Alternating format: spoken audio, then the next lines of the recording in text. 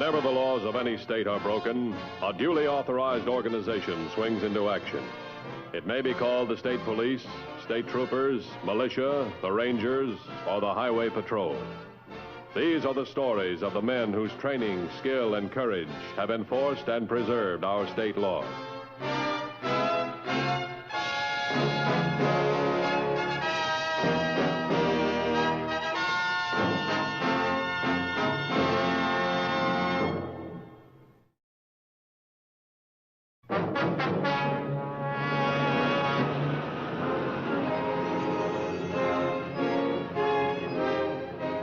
Violence on the highway can assume many forms, many disguises.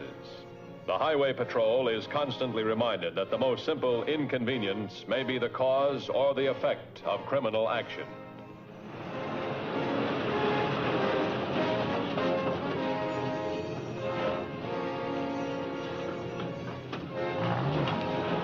Well, there are no new crimes in the book, just new variations on the old ideas, and new criminals to try them out.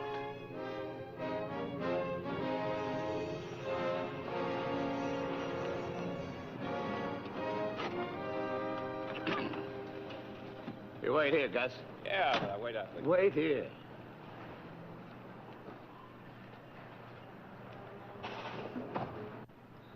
More trouble, Mr. Holly? Yep. Oh, hi, Masterson. Might have known you would show up today. I understood you were having another run of bad luck. So naturally, here you are again, hovering around like a buzzard. Excuse me. Oh, no, you've got it all wrong, Mr. Holly. A buzzard thrives on misfortune. My plan is designed to prevent it. I'm sorry, Masterson. I told you last week I had all the insurance I could afford. But I'm not selling insurance. Well, whatever it is you call it. Transportation maintenance service. It even sounds expensive. It's a lot less expensive than those breakdowns you've been having. You let me worry about that. Mr. Holly, how much does it cost you for your breakdowns and delayed runs, spoiled cargoes, and unhappy customers? All right, so I can't afford those expenses, but neither can you. Why, you would go broke paying off on my bum luck. Now, Mr. Holly, if I were selling insurance, I'd agree. But I'm selling a service, a transportation maintenance service that guarantees to keep your trucks running. You mean to tell me your mechanics are better than mine? Mr. Holly, the best mechanics in the world can make mistakes. Now, let's face it, you've been suffering from a lot of mistakes lately. So? So, if your mechanics make mistakes, you lose money. If my mechanic makes a mistake and is working for you, then my company pays you every penny of your financial loss. Think it over. Of course, if you feel that it's too expensive, well... Just a minute, Masterson. Yes? I couldn't afford to pay another mechanic's salary. Not just now, anyway. No. All you have to do is pay the premium for the service. I pay the mechanic to supervise your shop and check every piece of equipment that's put out on the road. My mechanics do that. And? Your deal's too good. I still think there's a catch somewhere. You're a hard man to convince. Here, have one of my cards. I already have 4 of them. I have another one. Call me when you decide. Yeah. Goodbye for now. Well? He's softening up. Get in, Gus. The others never took this long. It needs a little more convincing. We've been too easy on him. A stubborn guy like that needs more than flat tires and leaky gas tanks. Get in, will you, Gus? Okay.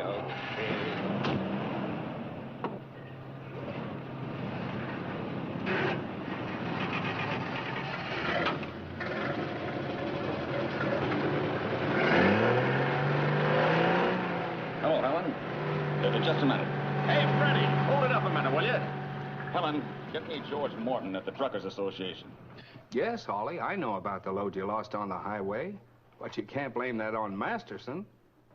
As far as the Trucking Association's concerned, he's running a perfectly legal business.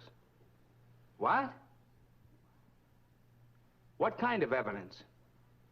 Well, yes, might be a good idea. Yeah, I'll call you back. Right. Miss Johnson, get me the Highway Patrol. I want to speak to Dan Matthews. This is how we do it, Mr. Matthew. 4 strands of rope. Any one of them strong enough to keep a load on the tailgate. Now, the load that hit the highway was tied on exactly like this. You say that all 4 strands broke? Yeah. I can understand one of them breaking, maybe even 2. But all 4 at once. There are never any major breakdowns. Just ropes breaking, no water in the batteries, gas leaking. I've been with the Trucking Association a long time, Dan.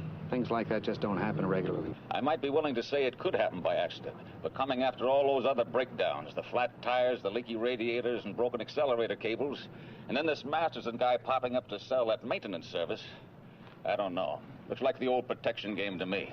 The report from the Trucking Association says he runs a legitimate business. Well, we investigated as far as we could, Dan. The truckers that have signed up with him claim he's living up to all his promises. What promises? To cut down the number of accidents on the road or cover the financial loss. In other words, they have breakdowns till they sign up, then the breakdowns stop, is that it? Of course, that's what they're paying him for. Dan, we realize we have no Wait a definite... minute. A leaky gas tank can set a highway on fire.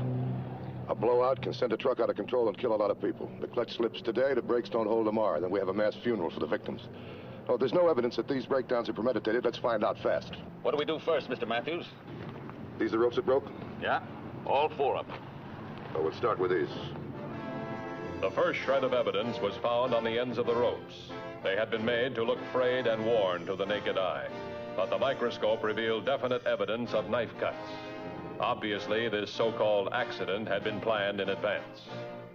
In view of these facts, a complete check was run on Masterson's operation. His business background was found to be above reproach. Nevertheless, a day and night watch was maintained on the activities of Masterson and his assistant, Gus Montana.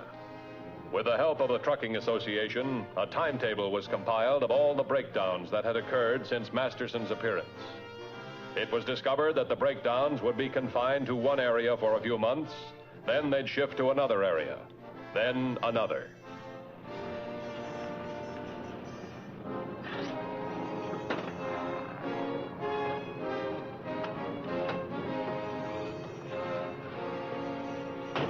As the reports of the breakdowns came in, the information on hand was checked against the stories of the truck drivers themselves. Oh, Dan, another Harley breakdown, Dan. The report just came in. Where's this one? About 12 miles out of Louisville. That's the current trouble spot. Have them hold the driver there. I want to talk to him. Okay.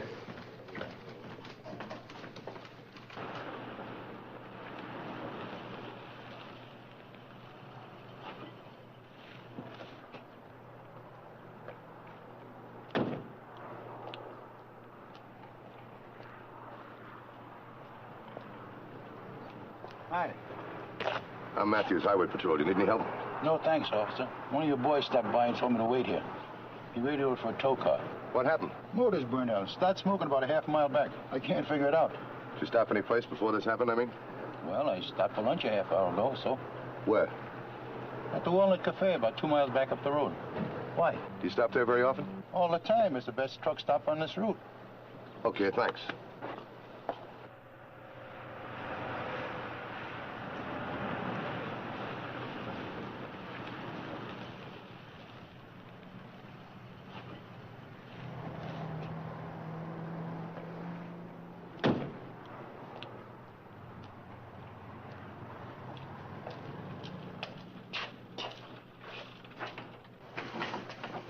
Thank you.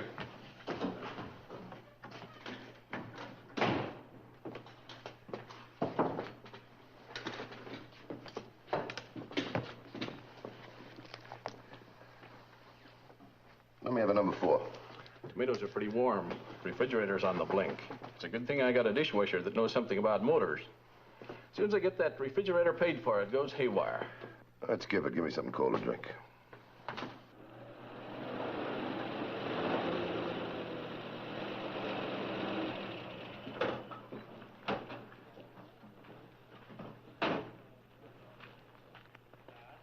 What's that building over there? A bunkhouse for truck drivers who want to grab some shut-eye. It's good for business. Hey, Mike. Yeah? One of the hauling men's bunking up for a while. I want you to wake him in an hour. Okay, Artie. You want me for anything else today? Nah, take off. See you tonight. Okay. Good boy, that Artie. Works hard. Keeps that bunkhouse as clean as a whistle. That's why drivers like stopping here. Just a little dirt in the starter switch. It'll be okay now. Where are you going? Out for a smoke. What about them dishes? I gotta relax once in a while. He's got to relax. That Jenkins is so relaxed that sometimes I think his spine must have been removed. Right in the middle of a job, out he goes for a smoke. Half the time, I don't even know where to look for him. Well, I gotta get back to work. How much do I owe you? 10 cents.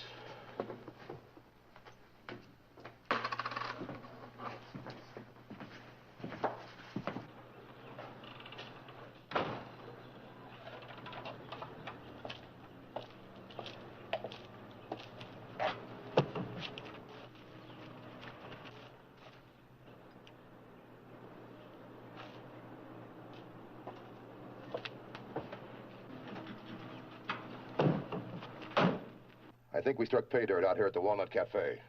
The dishwasher, his name's Jenkins. I'll stall out here till you can send a man out. No. Don't pick him up. Just tail him. Now, in case I'm wrong about Jenkins, check the other personnel out here. One is Mike, he's the owner, and Artie, the handyman. They might be our link to Masterson. I don't like this, Artie. I don't like it a bit. Business is business. Suppose I don't give you this money. I told you. I go to the cops. That landing you and Jenkins right in the jail. For malicious mischief? You don't think I'd mind that, do you, Mr. Masterson? You know something? Maybe you're right. Sometimes it's a good business to protect one investment with another. Yeah. Maybe you deserve a bonus, Artie. When I have to work like a bum, sweeping out a greasy spoon cafe and making up beds in a bunkhouse, I expect to be paid like a gentleman. Besides, the cost of living's gone up. We'll discuss the economic situation some other time, Artie. Get out.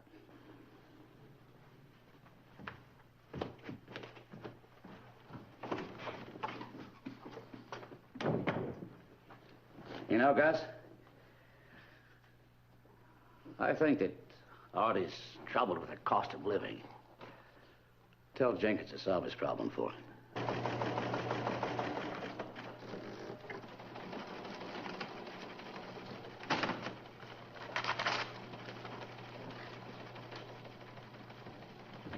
Hey, Dan, take a look at this. What is it, Jenkins? No, it's a rundown on that handyman's activities so far today. Left Cafe 9:20 this morning. Arrived the office building, 790 South Webster, 9:50. Left office building, 10:25, returned to Cafe. That's all? Take another look. That building there. 790 South Webster. Wait a minute. 790, that's Masterson's address. It's 1:30 now. He hasn't left the cafe yet. Let's bring him in.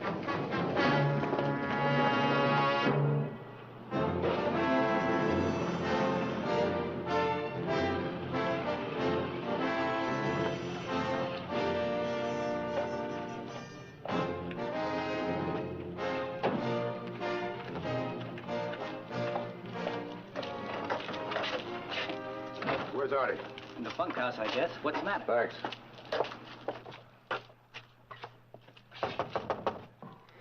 Artie, you in there? Artie!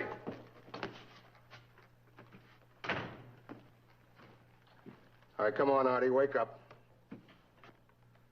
Come on, Artie.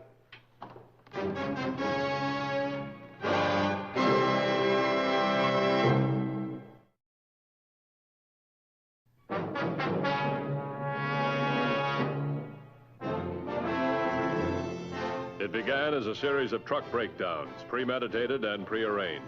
A new variation on the old protection racket. But now it had become the oldest crime of all, murder. The murder weapon was a jackhandle from the victim's own car, but the lab found no fingerprints that could be identified with the crime. An examination of the victim's personal belongings revealed no new evidence, no motives to help establish the guilt, no new suspects. Mike, the owner of the cafe, swore he hadn't left the counter between 11 and 1:30, and customers verified his story. Jenkins, the dishwasher, admitted he had left the cafe during that time, but he claimed he had not gone to the bunkhouse. There were no witnesses to prove or disprove his statement, and not enough evidence to link him to the crime.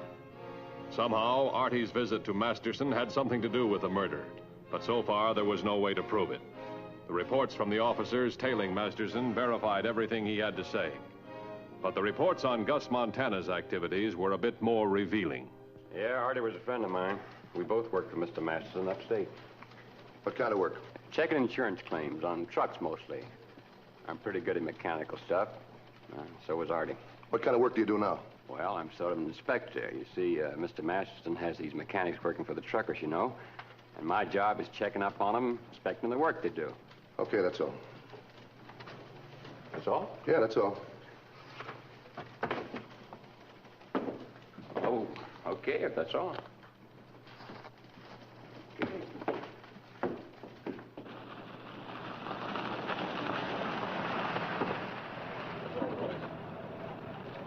Hiya, Mr. Matthews. Hi, Mr. Hawley. How your trucks doing lately? No breakdowns for 2 days, but that doesn't mean much. I still haven't signed up for Masterson's service. Yeah, I know. I want you to sign up with him now. With Masterson? Are you kidding? No. Once you sign up, your breakdowns will stop. Isn't that right? That's the way it usually works. All right, fine. You take the service, but keep having breakdowns. We'll make Masterson pay till it hurts. And if it doesn't, I'm the one that gets hurt. I've got customers to service. You go along with me. I'll take full responsibility. Well, all right. I'll take a chance. Your idea is you want Masterson to think his signals are crossed. Is that it? Yeah, that's right.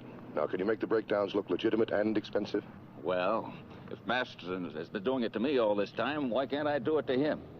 You know, I could go to jail for this, faking insurance claims. Oh, hi, Gus.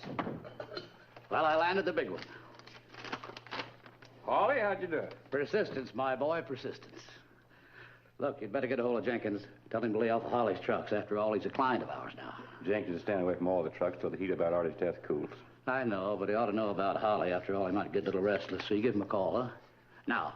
Look, Mr. Masterson, the cops might be able to trace the call. All right, then send him a note. You've got his post office box number.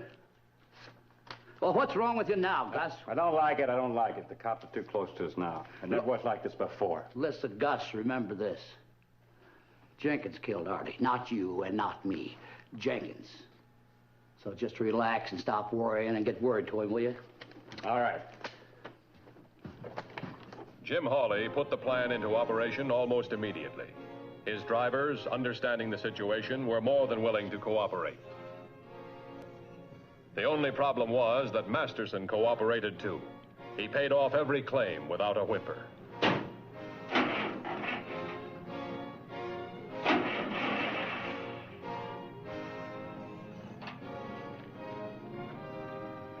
What'd you find, Gus? Not a thing. The mechanic claimed he checked that load before he sent it out, and I can't see anything wrong with it now. I told you the driver fixed it. There was a short in the starter motor. Where'd he discover it? At the Walnut Cafe. The driver stopped for a bite to eat, and when he got back in the cab, the truck wouldn't start. It was laid up for about 5 hours. I'm afraid this is going to cost your company a pretty penny, Masterson. It's all part of our service. Looks like my streak of bum luck hasn't run out yet. Just send your report in, Mr. Hawley. We'll see that you get your check immediately. Okay, fine.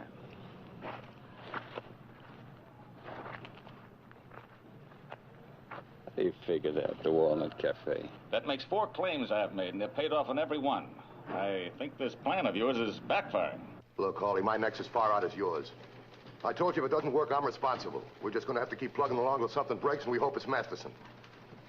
Yes, that's right. I want more breakdowns. Make them as expensive as you can, because if this idea is going to be a flop, let's make it a big one.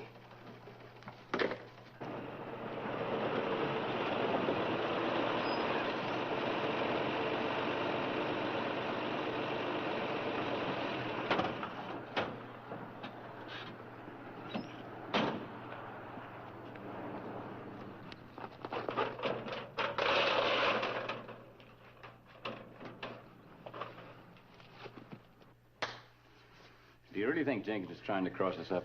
Listen, Gus, Jenkins works for money. I wouldn't be a bit surprised by what somebody's paying him higher wages than I am. Masterson speaking. Yes? Oh, yes, Mr. Hawley. All right. Another one. That's right, Masterson. 7 claims in 10 days. 7 breakdowns in spite of this service you're giving me. Sure, you make up my losses, but I still have to explain things to my customers. Unless something is done about it pretty quick, you can count on paying for some canceled contracts. All right, I'll be right over. What's that about? Better get ready for a showdown, Gus. With Hawley? With Jenkins. Let's go. 7 breakdowns and he hasn't squawked. I don't get it. No, we can't cancel out the idea. We're in too deep. I guess we're going to have to play our trump card, the big one, just as soon as you can. Right.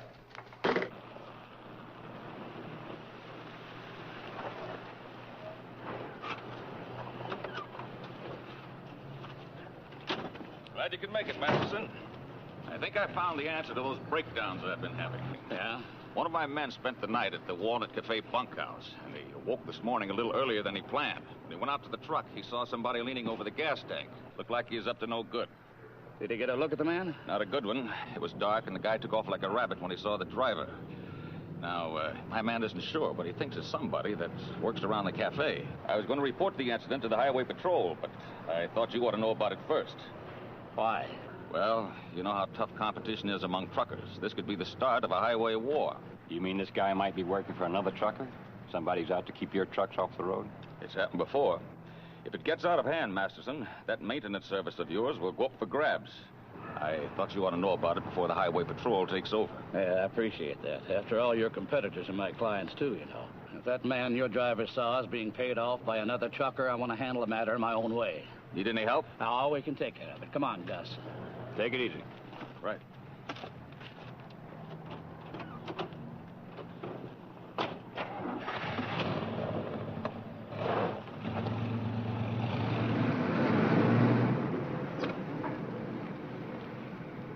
Hello, Helen.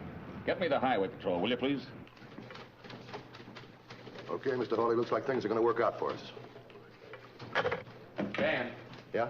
3264 just called in. Masterson is headed toward the Walnut Cafe. Tell him to stay with Masterson. Alert all cars in the Louisville area to stand by for instructions. Come on, let's get out there.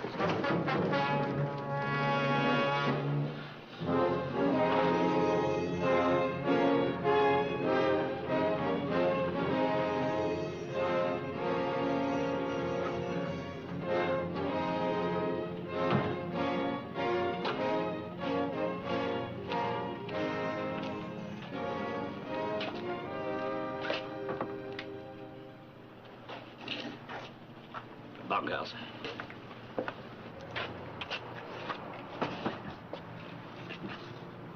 Look, no rough stuff.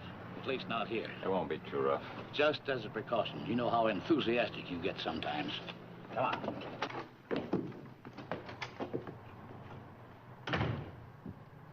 Hello, Jenkins. What's this all about? What do you want? We want you, Jenkins. Mr. Masterson don't like any rough stuff, chum. Come on, come on. Get on your feet. All right, Jenkins, it's enough of that foolishness. Get on your feet.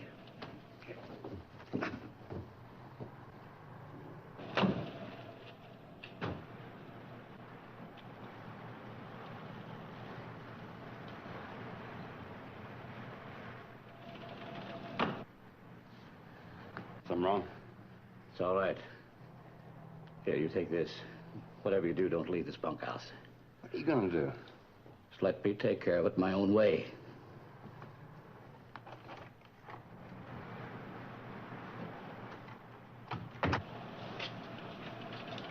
What's he up to?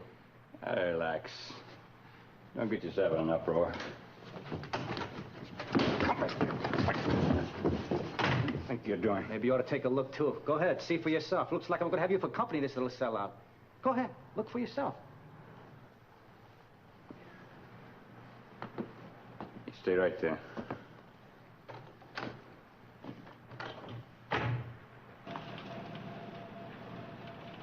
A ever-loving boss always takes care of his boys. Doesn't he, Gus?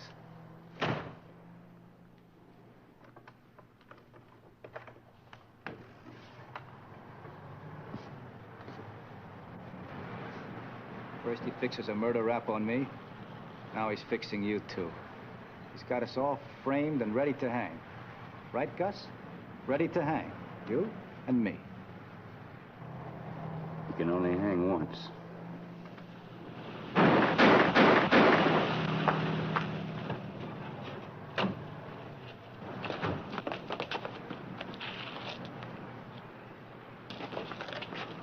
We ought to get special privileges.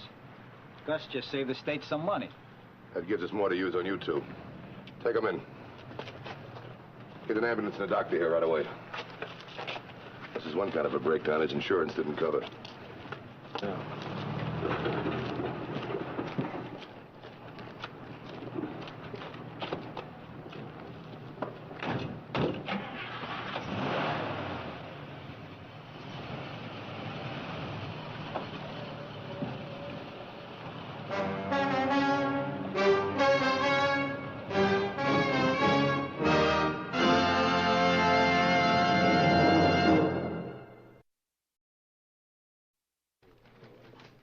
See the Highway Patrol in action again next week.